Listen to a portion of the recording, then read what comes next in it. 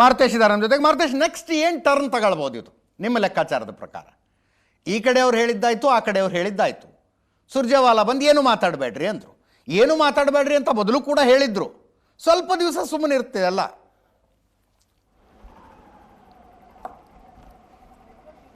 ಅಲ್ಲ, ಈಗ ಸುರ್ಜೇವಾಲಾ ಅವರು ಇದು ಹೇಳ್ತಾ ಇರೋದು ಬಹುಶಃ 4-5ನೇ ಬಾರಿ ಇರಬೇಕು. ಪದೇ ಪದೇ ಒಂದು ನಾಯಕತ್ವದ ಬದಲಾವಣೆ ವಿಚಾರವಾಗಿ ಇತ್ತೀಚೆಗೆ ಒಂದು 6-8 ತಿಂಗಳಿಂದ ಶುರುವಾಗಿತ್ತು. ಅದಕ್ಕೂ ಮುಂಚೆ KPCC ಅಧ್ಯಕ್ಷರ ಬದಲಾವಣೆ, ಹೆಚ್ಚುವರಿ DCM ವಿಚಾರಕ್ಕೆ ಬಂದಾಗಲೂ ಕೂಡ ಸುರ್ಜೇವಾಲಾ ಅವರು ಈ ರೀತಿಯಾಗಿ ಮಧ್ಯೆ ಮಧ್ಯೆ ಬಂದು ಬ್ರೇಕ್ ಹಾಕೋದು, ಇಲ್ಲಿ ಬಂದು ಸಭೆ ನಡೆಸಿ ತಿಳಿ ಮಾಡುವಂಥ ಪ್ರಯತ್ನಕ್ಕೆ ಮುಂದೆ ಆಗ್ತಾ ಇದ್ರು.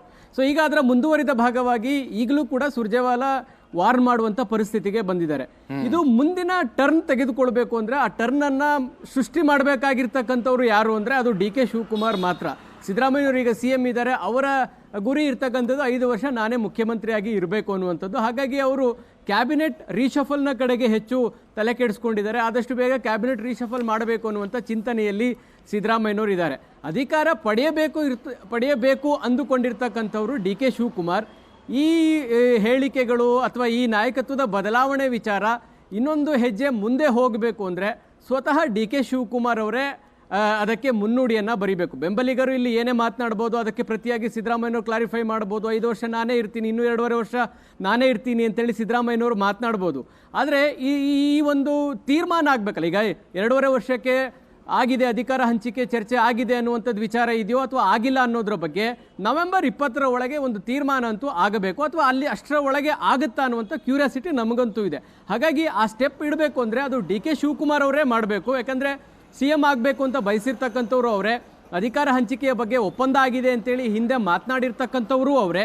ಹೀಗಾಗಿ ಹೈಕಮಾಂಡ್ ಹಂತದಲ್ಲಿ ತಮ್ಮ ಪ್ರಭಾವವನ್ನು ಬಳಸಿ ಅಥವಾ ಹೈಕಮಾಂಡ್ನ ಅಧಿಕಾರ ಹಂಚಿಕೆಯ ಸಂದರ್ಭಕ್ಕೆ ಅವರನ್ನು ಹೈಕಮಾಂಡ್ನ ದೂಡುವಂಥ ಪರಿಸ್ಥಿತಿ ನಿರ್ಮಾಣ ಮಾಡಬೇಕಾಗಿರ್ತಕ್ಕಂಥದ್ದು DK ಶಿವಕುಮಾರ್. ಈಗ ಅವರು ಪದೇ ಪದೇ ಹೋಗಿ ಹೈಕಮಾಂಡ್ನ ಬಳಿ ಬರೀ ಮನವಿ ಮಾಡಿಕೊಂಡ್ರೆ ಹೈಕಮಾಂಡ್ ಕೇಳುತ್ತಾ ಅಥವಾ ಮನವಿ ಅಲ್ಲದೆ ಬೇರೆ ಆಕ್ಟಿವಿಟಿಗಳಿಗೆ ಅವರು ಮುಂದಾಗಬೇಕಾ? ಸೊ ಈ ಥರದ ಪ್ರಶ್ನೆಗಳು ಸಹಜವಾಗಿ ನಮ್ಮಲ್ಲೇ ಇದೆ. ಆ ಥರದ ಚಟುವಟಿಕೆಗಳಲ್ಲಿ DK ಶಿವಕುಮಾರ್ ತೊಡಗಿಸಿಕೊಂಡಿದ್ದೇ ಆದರೆ ಹೈಕಮಾಂಡ್ ಮಧ್ಯಪ್ರವೇಶ ಮಾಡಬೇಕಾಗುತ್ತೆ. ಆದರೆ ಹೈಕಮಾಂಡ್ಗೆ ಬೇರೆ ಬೇರೆ ಕಾರಣಗಳಿಗಾಗಿ ಈಗ ಬಿಹಾರ ಚುನಾವಣೆ ಅನೌನ್ಸ್ ಆಗುತ್ತೆ. ನವೆಂಬರ್ ಮುಗಿಯೋ ತನಕ ಕೂಡ ಯಾವುದೇ ರೀತಿಯಾದಂತಹ ರಾಜ್ಯದ ನಾಯಕತ್ವ ಬದಲಾವಣೆ ವಿಚಾರ ಇರ್ಬೋದು, ಕ್ಯಾಬಿನೆಟ್ ಇರ್ಬೋದು, ಅಲ್ಲಿಯ ತನಕ ಹೈಕಮಾಂಡ್ ಯಾವುದೇ ಕಾರಣಕ್ಕೂ ಮಧ್ಯಪ್ರವೇಶ ಮಾಡಲ್ಲ ಅನ್ನೋದಂತೂ ಬಹಳ ಸ್ಪಷ್ಟ. ಸೊ ಹೀಗಾಗಿ DK ಶಿವಕುಮಾರ್ ಈಗಾಗಲೇ ಒಂದು ಡೆಡ್ಲೈನನ್ನು ಕೊಟ್ಟಿಯಾಗಿದೆ. ಆ ಡೆಡ್ಲೈನ್ ತನಕ ಕಾಯ್ತಾರೆ ಅನ್ನುವಂಥದ್ದು ನನ್ನ ಭಾವನೆ. ಆ ಡೆಡ್ಲೈನ್ ಮುಗಿದ ಮೇಲೆ DK ಶಿವಕುಮಾರ್ ಏನು ಆ್ಯಕ್ಷನ್ ಮಾಡ್ತಾರೆ ಅನ್ನೋದ್ರ ಮೇಲೆ ಇಡೀ ರಾಜ್ಯ ರಾಜಕಾರಣದ ನಾಯಕತ್ವದ ಬದಲಾವಣೆ ವಿಚಾರ ಇರ್ಬೋದು, ಕಾಂಗ್ರೆಸ್ನ ಭವಿಷ್ಯದ ದೃಷ್ಟಿಯಿಂದಲೂ ಕೂಡ, ಕಾಂಗ್ರೆಸ್ನ ಪಕ್ಷದ ಹಿತದೃಷ್ಟಿಯಿಂದಲೂ ಕೂಡ DK ಶಿವಕುಮಾರ್ ಯಾವ ಹೆಜ್ಜೆ ಇಡ್ತಾರೆ ಅನ್ನೋದ್ರ ಮೇಲೆ ಎಲ್ಲರ ಚಿತ್ತ ಇದೆ. ಹಾಗಾಗಿ ಇಡೀ ರಾಜ್ಯ ರಾಜಕಾರಣದ ನಾಯಕತ್ವದ ಬದಲಾವಣೆ ವಿಚಾರದಲ್ಲಿ ಏನಾದರೂ ಇದು ಬೇರೆ ಆಯಾಮ ಅಥವಾ ಬೇರೆ ಇನ್ನೊಂದು ಹಂತಕ್ಕೆ ಹೋಗಬೇಕು ಅಂದರೆ DK ಶಿವಕುಮಾರ್ ಮೊದಲ ಹೆಜ್ಜೆ ಇಡಬೇಕು. ಅಜಿತ್, ಪ್ರಶಾಂತ್, ಕ್ವಿಕ್ಲಿ, ಹೈಕಮಾಂಡ್ ಸುಮ್ಮನೆ ಇದು ಎಳ್ಕೊಂಡು ಹೋದ್ರೆ ಏನು ಮಾಡ್ತಾರೆ DK ಶಿವಕುಮಾರ್ ಅವರು? ಕಿತ್ತಾಡಿ ಜಗಳಾಡಿಸ್ಕೊಳ್ಳೋಂಥದ್ದಂತೂ ಅಲ್ಲ ಇದು. ಅಜಿತ್ ನೋಡಿ, DK ಶಿವಕುಮಾರ್ಗೆ ಒಂದು ವಿಷಯ ಸ್ಪಷ್ಟವಾಗಿದೆ. ಯಾವುದೇ ಕಾರಣಕ್ಕೂ ಕೂಡ ನಾನು ಮುಖ್ಯಮಂತ್ರಿ ಆಗಬೇಕಾದ್ರೆ ಈಗ ಬಹುಮತ ಇರುವಾಗಲೇ ನಾನು ಮುಖ್ಯಮಂತ್ರಿ ಆಗಬೇಕು. ಹೌದು, ಅವರೇ ನವೆಂಬರ್ 15-16 ಡೆಡ್ಲೈನನ್ನು ಸಾರ್ವಜನಿಕವಾಗಿ ಒಂದ್ಸಲ ಹೇಳಿದರು, ನಂತರ ಪದೇ ಪದೇ ಆಂತರಿಕವಾಗಿ ಹೇಳ್ತಾ ಇದ್ದಾರೆ. ಅವ್ರಿಗಿರ್ತಕ್ಕಂಥದ್ದು ಹೈಕಮಾಂಡ್ ಮೇಲೆ ಹಾಕ್ತಾ ಇರ್ತಕ್ಕಂಥ ಒತ್ತಡ. ನಾನು 2028ರ ಚುನಾವಣೆಯನ್ನು ಕರ್ಣಧಾರತ್ವವನ್ನು ವಹಿಸ್ಕೊಳ್ಬೇಕಾದ್ರೆ ನನಗೆ ಆದಷ್ಟು ಬೇಗ ಮುಖ್ಯಮಂತ್ರಿಯನ್ನಾಗಿ ಮಾಡಿ, ನೀವು ಪ್ರಾಮಿಸ್ ಮಾಡಿದ್ರಿ 2.5 ವರ್ಷ ಅಂತಕ್ಕಂಥದ್ದನ್ನು, ಆ ಪ್ರಾಮಿಸನ್ನು ಉಳಿಸ್ಕೊಳ್ಳಿ ಅನ್ನೋದನ್ನು DK ಶಿವಕುಮಾರ್ ಹೈಕಮಾಂಡ್ ಮೇಲೆ ಒತ್ತಡವನ್ನು ಹಾಕ್ತಾ ಇದ್ದಾರೆ. ನೋಡಿ, ಕಾಂಗ್ರೆಸ್ ಹೈಕಮಾಂಡ್ಗೂ ಇರ್ತಕ್ಕಂಥ ಒಂದು ಆಂಬಿಗ್ವಿಟಿ ಏನು? Siddaramaiah is a most popular chief minister ಇವತ್ತಿನ ಸಂದರ್ಭದಲ್ಲಿ. ಹೌದು, ಅವ್ರಿಗೊಂದು ಅಹಿಂದ ವರ್ಗದ ದೊಡ್ಡ ಸಂಖ್ಯೆಯಲ್ಲಿ ವೋಟ್ಗಳ ಕ್ರೋಢೀಕರಣ ಮಾಡತಕ್ಕಂಥ ಶಕ್ತಿ ಇದೆ. ಬಹುತೇಕ 170-80 ಕ್ಷೇತ್ರಗಳಲ್ಲಿ ಅವರ ಹೆಸರಿನ ಮೇಲೆ ಕಾಂಗ್ರೆಸ್ ಚುನಾವಣೆಗಳನ್ನೇ ಎದುರಿಸುತ್ತೆ. ಆದರೆ 2028ಕ್ಕೆ ಅವರನ್ನೇ ಮುಂದುವರಿಸಬೇಕಾ? This is ambiguity. ಎಸ್, 2028ಕ್ಕೆ ಅವ್ರಿಗೆ 80-81 ವಯಸ್ಸಾಗುತ್ತೆ. ಅವಾಗ ಅವರನ್ನೇ ಮುಖ್ಯಮಂತ್ರಿಯನ್ನಾಗಿ ಮಾಡಿ ನಾವು ಚುನಾವಣೆಗೆ ಹೋಗ್ಬೇಕಾ?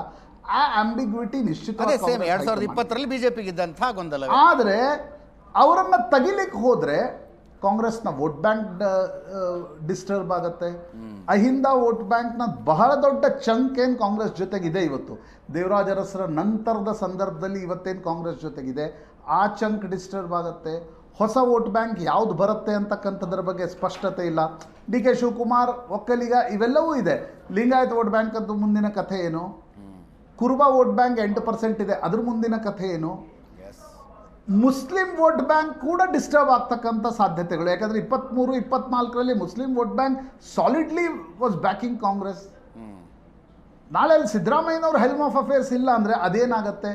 ನಾನಾ ರೀತಿಯ ಪ್ರಶ್ನೆಗಳು ಕಾಂಗ್ರೆಸ್ ಹೈಕಮಾಂಡ್ ಮನಸ್ಸಿನಲ್ಲೂ ಕೂಡ ಇವೆ. ಆದರೆ ಅದಕ್ಕೆ ಫಾರ್ಮುಲಾ ಏನು? ಕಾಂಗ್ರೆಸ್ ಹೈಕಮಾಂಡ್ ಅದರ ಬಗ್ಗೆ ಯೋಚನೆ ಮಾಡಿದೆಯಾ? ಅದರಲ್ಲಿ ಆ ಒಂದು ಕದಡಿದ ನೀರಿನಲ್ಲಿ BJP ಎಲ್ಲಾದರೂ ಕಲ್ಲು ಹೊಡೆಯುತ್ತಾ? ನೋಡಿ, ಕ್ವಶನ್ಸ್ ನೋ ಆನ್ಸರ್ಸ್. ಎಸ್, ಅಂದರೆ ನೀವು ಯಾರಿಗೋ ಪಟ್ಟಾಭಿಷೇಕ ಅಂತ ನೀವು ಅದನ್ನು ಹಿಂದಿನ ರಾಜರ ಕಾಲದಲ್ಲಿ ಕರೆಯೋದಾದರೆ ನಾನಾ ರೀತಿಯಾಗಿರ್ತಕ್ಕಂಥ ಅಡೆತಡೆಗಳಿವೆ. ಯಾವುದು ಸುಲಭವಾಗಿ ಸರಾಗವಾಗಿ ನಡೆಯುತ್ತೆ ಅನ್ನೋದು ಕಳೆದ 3-4 ತಿಂಗಳ ಬೆಳವಣಿಗೆಗಳನ್ನು ನೋಡಿದರೆ ಅನ್ನಿಸ್ತಾ ಇಲ್ಲ. ಎಸ್.